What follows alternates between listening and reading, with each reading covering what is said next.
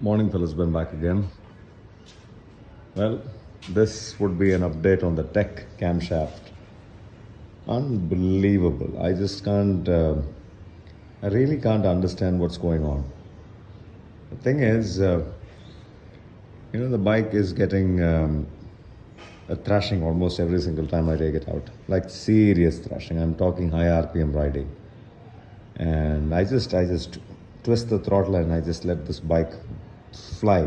I don't wait for it to build up speed and all that. It's because its entire nature has changed ever since I introduced the TEC camshaft.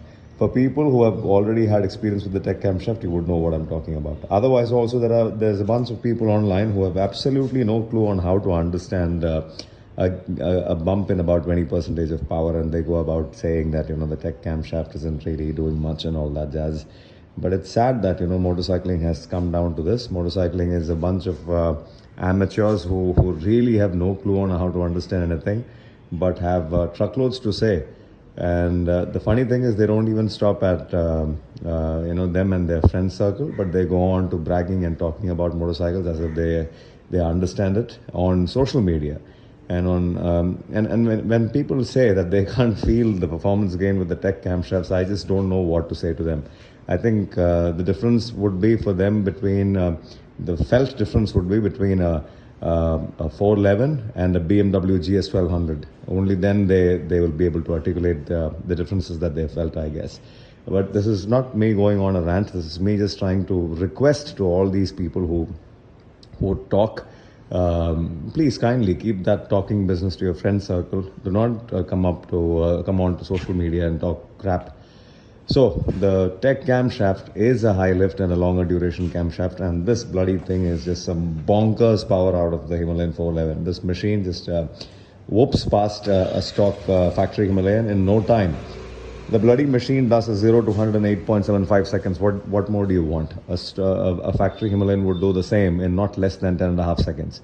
So we are looking almost a 2-second gain. 2 seconds on 2 seconds on a long stroke 200 kilo machine. That simply says what that camshaft has been doing.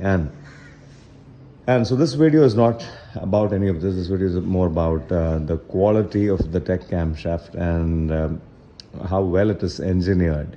So the camshaft has been in the bike for about 4,000 kilometers now. A total of 4,000 kilometers, and you end up wondering what kind of damage that would have done to the machine. Is because now I don't ride the bike like how I used to. It's always full throttle operation, serious thrashing, and surprise. All I did about 4,000 kilometers. I did about 4 valve checks just to be doubly sure that I'm not burning my valves. I'm not damaging any of the internals, and I'm surprised every single time. 0.229. That is what I set the value to, and that is what works. So in my feeler gauge set, I have a 0.20 and a 0.229 and 0.25. 0.20 slides in easily. I mean, there's very little resistance. 0.229 is spot on. 0.25 is with great difficulty. So anywhere between 0.21 and a half to 0.24, I guess. So that would be the value, and that's perfectly fine. That is exactly what I set it to, 0.229 on this feeler gauge, and that's what it has been for almost 4,000 kilometers. The bloody thing hasn't budged.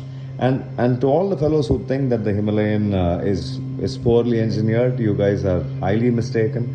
This motorcycle is a beautiful engineering marvel. What I mean to say is it's almost 40,000 kilometers on the clock, and the valves haven't budged. They just haven't budged. I haven't had to adjust them even once. All the times that I've adjusted them is just for the sake of being doubly, triply sure. They haven't become tight or they haven't become loose.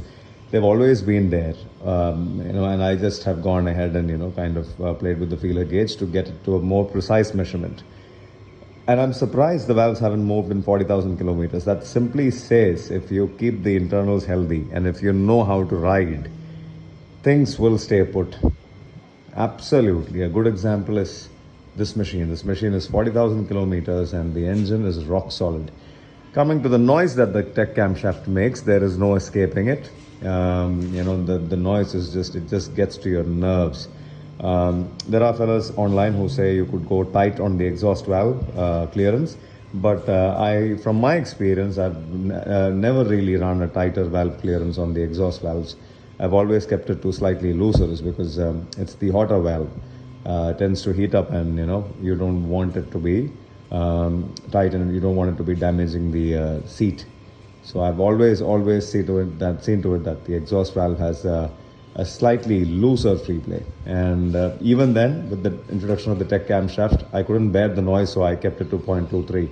And 0.229, roughly translating to 0.23. 0.23 is on the tighter end of the spectrum of the valve clearance range, which is allowed for the Himalayan 411.